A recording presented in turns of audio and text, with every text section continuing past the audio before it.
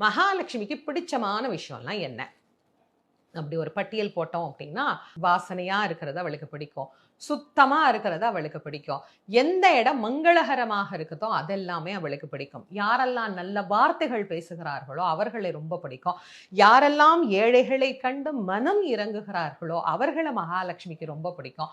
அதை விட இன்னொன்னு, ஒருத்தர் துன்பப்படுகிறார் அப்படின்னும் போது பிரதிபலனை எதிர்பார்க்காது அந்த துன்பத்தில் இருந்து அவரை காப்பாற்றுவதற்கு உதவிக்கரம் நீட்டி உதவி செய்யறாரு பாருங்க, அவங்கள மகாலட்சுமிக்கு ரொம்ப ரொம்ப ரொம்ப ரொம்ப பிடிக்கும்.